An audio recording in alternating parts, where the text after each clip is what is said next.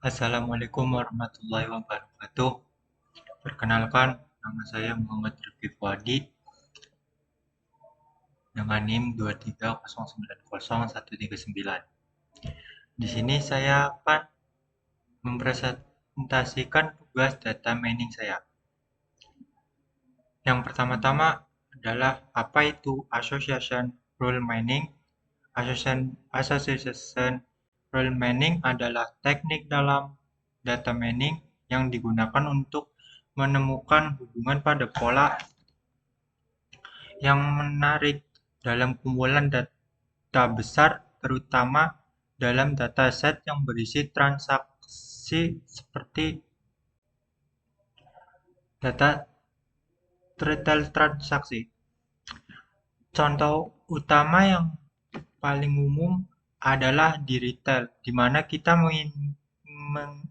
ingin mengetahui item mana yang sering dibeli bersama. Misalnya jika seseorang membeli roti, mereka mungkin juga membeli mentega. Ini adalah asosiasi yang dapat ditemukan menggunakan teknik association rule mining. Algoritma yang saya gunakan yaitu algoritma FP-Growth dan algoritma a priori. Untuk algoritma FP-Growth adalah algoritma alternatif dari a priori untuk menentukan frekuensi item set tanpa harus membentuk kandidat item set secara eksplisit. FP-Growth menggunakan struktur data yang disebut FP-Tree atau Frequent Pattern Tree untuk menyimpan data secara efisien.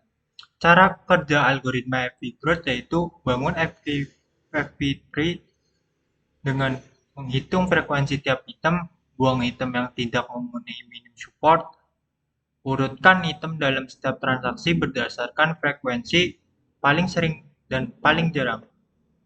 Masukkan transaksi ke FP-Tree struktur seperti tree item yang sangat berbagi node. Dan selanjutnya adalah ekstraksi pola dengan menelusuri pohon secara rekursif dari bahan ke atas untuk mencari frekuensi pattern. Gunakan conditional pattern base atau subset data terkait item tertentu. Buat conditional FP-Tree dan ulangi proses untuk mencari frekuensi item set. Kelebihan algoritma FP-Growth yaitu jauh lebih cepat dan efisien. Tidak perlu menghasilkan semua kandidat item set dan cocok untuk data set besar. Kekurangan algoritma FP-Growth yaitu struktur FP-Tree bisa menjadi kompleks jika data sangat bervariasi. Yang kedua yaitu algoritma a priori. Algoritma a priori adalah algoritma yang digunakan untuk menemukan frekuensi item set atau kumpulan item yang sering muncul bersama dalam dataset, membangun association rule berdasarkan item-item tersebut. Algoritma ini bekerja dengan prinsip bottom up, di mana item set yang lebih kecil dievaluasi terlebih dahulu, dan item set yang lebih besar dibentuk berdasarkan item set yang lebih kecil tersebut. Cara kerja algoritma a priori yaitu inisialisasi. Tentukan nilai minimum support atau frekuensi minimum suatu item set yang muncul dalam data. Frekuensi item set, cari semua item set tunggal satu item set yang memenuhi minimum support. Generate kandidat item set berikutnya. Gabungkan frekuensi item set sebelumnya untuk membentuk kandidat item set baru. Dan selanjutnya pruning, buang kandidat yang setnya tidak frekuen dan hitung support. Cek frekuensi kemunculan kandidat item set di dataset. Kelebihannya mudah dipahami dan diimplementasikan. Kekurangan dari algoritma a priori yaitu banyak kombinasi item set yang harus diuji, boros memori dan waktu, terutama jika data besar. Dan selanjutnya adalah Dari dua algoritma tersebut, di sini saya implementasikan ke Python. Yang pertama yaitu AppyGrowth. Di sini ada import pandas as, yaitu untuk memproses data dalam bentuk tabel. Dan from MLExtend pre-processing import transaction encoder, yaitu untuk mengubah data transaksi list of list menjadi format one hot encoding. Dan di sini import AppyGrowth, yaitu algoritma dari AppyGrowth-nya. Dan association rules-nya untuk menghasilkan aturan asosiasi dari frequent item set, dan import time untuk mengukur lama waktu proses AppyGrowth. Dan selanjutnya dfpdret.csv, yaitu untuk membaca file CSV-nya. Dan di sini service call, yaitu kolom-kolom yang terdapat pada dataset banking ini. Dan transaction df service call value to list untuk mengubah data menjadi list of list.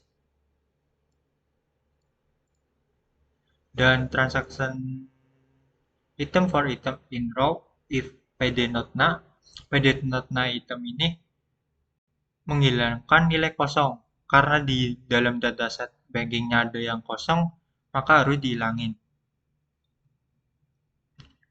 Dan selanjutnya di transaction encoder, mengubah transaksi format tabel biner agar bisa diproses oleh algoritma AppyGrowth.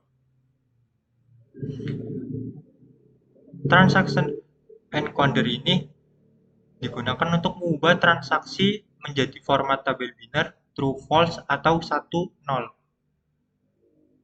Format waktu mengubah waktu proses dari detik menjadi format yang mudah dibaca. Di sini untuk menjalankannya, start time frequent item AppyGrowth di sini untuk menentukan frequent item set kombinasi layanan yang digunakan bersama dengan minimal support 0,02, dan association rules-nya untuk menghasilkan aturan asosiasi berdasarkan leaf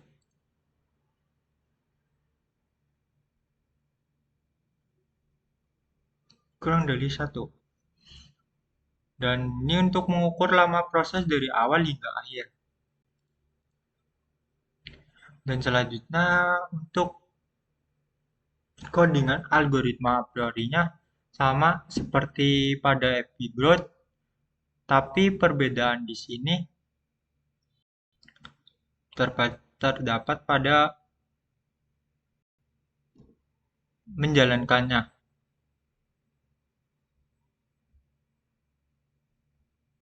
Untuk hasilnya,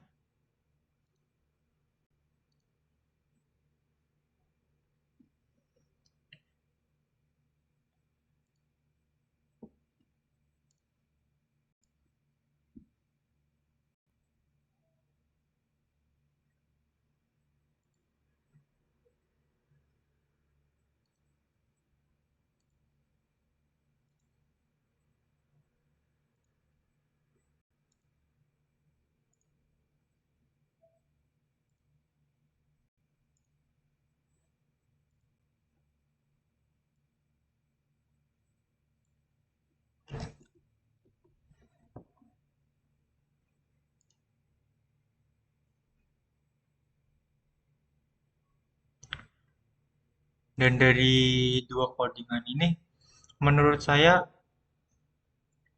kecepatannya lebih cepat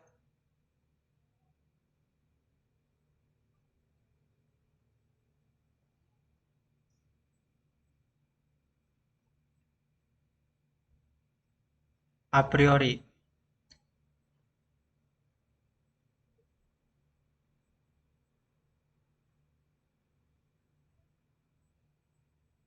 Nih, 0,02 dan 0,53.